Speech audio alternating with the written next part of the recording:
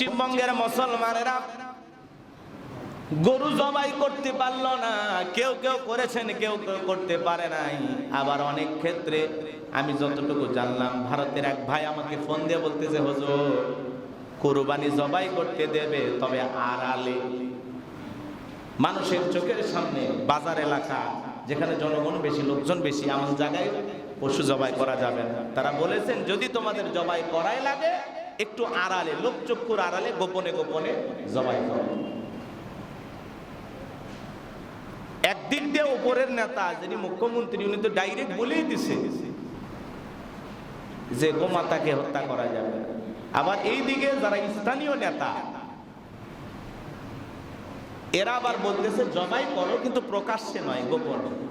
তো এই ভাইটা শুধু আমাকে বলেন, হুজুর মুখ্যমন্ত্রী বলছে এটা ঠিক আছে, কিন্তু আমাদের যারা নেতা, আমাদের যারা মনোনীত সংসদ সদস্য বলেন আর এমপি বলেন, এরকম যারা, তারা আমাদেরকে বলেছেন, এমএলএ যারা, তারা বলেছেন যে জবাই করলেও লোকচক্ষুর আড়াল, একটু গোপনে, ওপেনে রাস্তার উপরে, ওপেনে বাজারে, এরকম না, একটু গোপনে কৌশল অবলম্বন করে, অথবা চতুর সাইডে একটু বেড়া দিয়া, পলিথিন টাঙ্গায়, যেভাবেই হোক কৌশল করে তোমরা একটু জবাই করো। কথা কি বুঝতে পারছেন? তো এই হলো বর্তমান পরিবেশ পরিস্থিতি। এখন ওই সমস্ত নেতাদের কথা যদি কেউ ফলো করে, অর্ডার মানে, বলেন তো ইমানদারদের উপরে যে জুলুম হচ্ছে, সাধারণ মুসলমানদের উপরে যে জুলুম হচ্ছে, সাধারণ মানুষ যে ক্ষতিগ্রস্ত হচ্ছে, তাদের ধর্মের মানুষও ক্ষতিগ্রস্ত হচ্ছে। যারা গরু লালন পালন করে, বিক্রি করতে পারতেছে না, নানান কষ্ট তাদের। এই জন্য তাকায়া দেখেন, পৃথিবীতে যারা এই ধরনের শাসক আছে, এদের কথা শুনে যারা দুনিয়ার জমিনে চলাফেরা করবে, তাদের ঠিকানা হবে জাহান্নাম। মুসলিম শাসকও এমনও আছে। সৌদি আরবের বাদশার নাম শোনেন না? কি নাম? কথা বলে না, কি নাম? সালমান। সৌদি আরবের বাদশার ছবি নিয়ে একসময় বাংলাদেশে একটা আন্দোলনের সময় কিছু জায়গায় তার ছবিকে হয়েছিল। এই নিউজটা আপনারা দেখছেন না? তো জুতা মারা হয়েছিল। গতবার আমি হজে যখন গেলাম, আমি হজে যাওয়ার সময় প্রবাসী ভাইয়েরা আমাদের কাছে আফসোস করে বলল, হুজুর আপনারা খামাখাই সৌদির বাদশার ছবিকে নিয়ে জুতা মারলেন, অপমান করলেন, সেই প্রভাব আমাদের উপরে পড়ছে। এই প্রভাব এমন ভাবে পড়ছে যে সৌদি আরবে যত প্রবাসী আছে তাদেরকে এমন ভাবে বাংলাদেশিদেরকে টাইট দেওয়া হয়েছে, হিসাব ছাড়া। যেখানে পাচ্ছে সেখানেই ধরছে, যেখানে পাইছে সেখানে ধরছে। প্রায় ওই ছবিকে অপমান করার কারণে 3 থেকে 4 লক্ষ সৌদি আরবে প্রবাসীকে তারা নিয়ে হেনস্থ করছে, কষ্ট দিয়েছে। বলেন তো তাহলে এই শাসক কি করলো? জুলুম করলো। এই মানুষদের তো কোনো অপরাধ নেই। গুলি করবেন, বৈঠক করবেন, আর মুসলমান এটা দেখে যদি আপনার বিরুদ্ধে একটু প্রতিবাদ করে, আর আপনি সেটাকে কেন্দ্র করে আপনার দেশের যারা শ্রমিক প্রবাসী বাংলাদেশে আপনার দেশের কাজ করার জন্য গেছে, ব্যবসা করার জন্য গেছে, তার উপরে আপনি নির্যাতন করলেন। কথা কি বুঝাইতে পারলাম নাকি? রাগ করছেন? এটা কি জুলুম? এটা কি বলেন? জুলুম। এই রকম শাসক যারা হবে, কি বলে, এইরকম নেতা যারা হবে, নেতা কেমন হবে? রাসূল আকরাম সাল্লাল্লাহু আলাইহি সাল্লামের মহা মানব, আপনার আমার নবী কেমন নেতা ছিলেন? কয়টা কথা আপনাদেরকে বলবো। তার কথার দ্বারা, তার আচরণের দ্বারা কোনো মানুষ কখনো কোনোদিন কষ্টই পায়নি। সুবহানাল্লাহ। কেমন মানুষ ছিলেন তিনি? কখনো দুর্বলদের উপরে তিনি জুলুম করেন, আর এখন দুর্বলদের উপরে জুলুম হয়। কত প্রবাসীদের উপরে দেখেন না কষ্ট হচ্ছে, বিভিন্ন দেশে নিয়ে যাওয়ার নাম করে জুলুম হয়। এই যে গত বগুড়ারই একটা ঘটনা, হজে ওমরায় নিয়ে যাওয়ার কথা বলে একজন 70 থেকে 80 জনের মানুষের টাকা মেরে গেছে। প্রশাসন পায় না, বগুড়ার মানুষ ঢাকায় গিয়ে ঘা টাকা দিয়ে আসছে। ভদ্রলোক গাড়ি কিনতে গেছে, হজের টাকা উমরার টাকা মাইরে খাচ্ছে মানুষের, সেই টাকা নিয়ে গাড়ি কিনতে গেছে। তার সাথে থাকে এক সহকারী সেলফি তুলছে, যা ভাই গাড়িটা দরদাম হয়েছে, পছন্দ হয়েছে, আগামীকাল নেওয়ার জন্য আগ্রহী। পুলিশও আগে ভাগে যায় সাধারণ পোশাক পরে ওত পেতে বসে আছে, গ্যাসে খপ করে ধরছে। তাহলে চিন্তা করেন, ওমরার কথা বললে 1,50,000, 1,30,000 এরকম টাকা নিয়ে যারা সেই টাকা দিয়ে গাড়ি কিনতে গেছে, ওই কি মানুষ? বলেন এটা কি মানুষ? এটা মানুষ।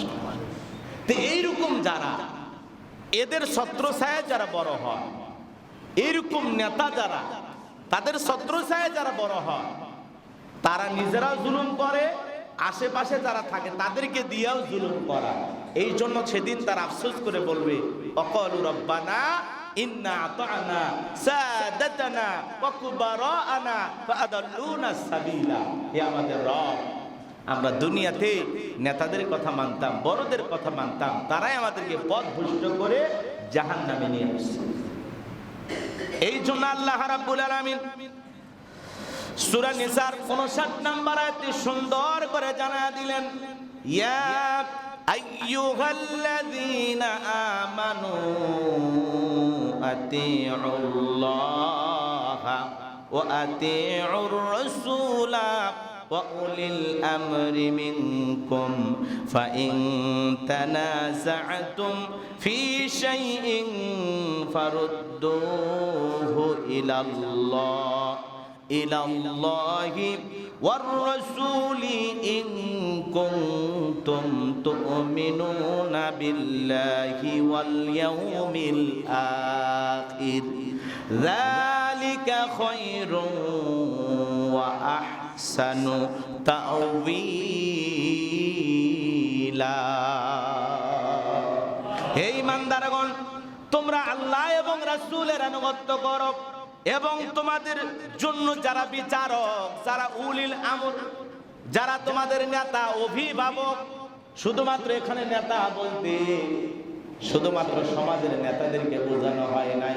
সে আপনার বড় ভাই হতে পারে, পিতামাতা হতে পারে, যারা আপনার দায়িত্বশীল, কথা কি বুঝতে পারছেন? সে বড় ভাই হতে পারে, পিতামাতা হতে পারে, ওস্তাদ হতে পারে, শিক্ষক হতে পারে, সমাজের নেতা হতে পারে। তাদের ব্যাপারে আল্লাহ রাব্বুল আলামিন বলেন, যদি তোমাদের মধ্যে কোনো বিষয়ে মতবিরোধ তৈরি হয়, আশঙ্কা করো মতবিরোধ তৈরি হয়, এরকম যদি কোনো বিষয়ে মতনৈক্য তৈরি হয়ে যায়, তাহলে তোমরা কি করবা? আল্লাহ এবং রাসূলের দিকে প্রত্যাবর্তিত হও, আল্লাহ এবং রাসূলের দিকে ফিরে আসো।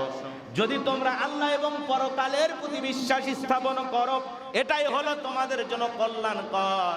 নেতা যা বলবে, আপনার দায়িত্বশীল যা বলবে, আপনার উপরে অভিভাবক যা বলবে তাই যে মানবেন এমনটা নয়।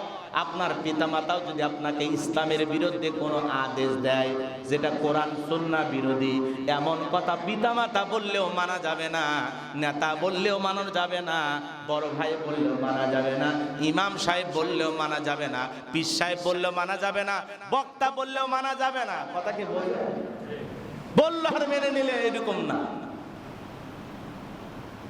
আমি যদি আপনাদেরকে বলি, আপনাদের আজকে জুমার 2 রাকাত নামাজ পড়ার দরকার নেই, আমি যে বয়ান করছি এতে নামাজের চাইতে অনেক বেশি সওয়াব পাইছেন, আপনারা জান।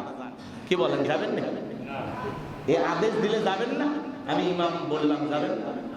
যাবে।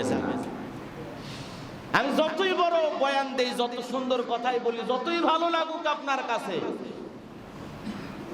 কিন্তু আপনাকে আল্লাহ তাআলা যে আদেশ দিয়েছেন জুমার 2 রাকাত নামাজ, এটা পড়ে আপনাকে যেতে হবে, তাই না? কিন্তু আমি যদি বলি ভাই পড়া লাগবে না, যান, সব যা হয়েছে ওই 2 রাকাত পড়লে যে সব পাবেন তার চেয়ে বেশি সব পাবেন, আপনার বাড়িতে যান, কিন্তু আপনি যাবেন না। ইমাম বললেই যে মানা লাগবে এমনটা নয়। কথা বলেন না, বোঝেন না? গতকালকে অনেকে বলছে হুজুর কোন দিয়া যে 3 ভাগ কি করা লাগবে গোস্ত হুজুর, কথা বোঝেন না। কচ্ছে হুজুর 3 ভাগ কি করাই লাগবে, গতকালকে ঈদের দিনে, তারপরে ফোন দিয়ে জ্বালাই না। কথা কি বুঝতে পারছেন? কচ্ছে হুজুর 3 ভাগ কি করাই লাগবে, জরুরি। আমি বললাম না, এটা মুস্তাহাব করতে।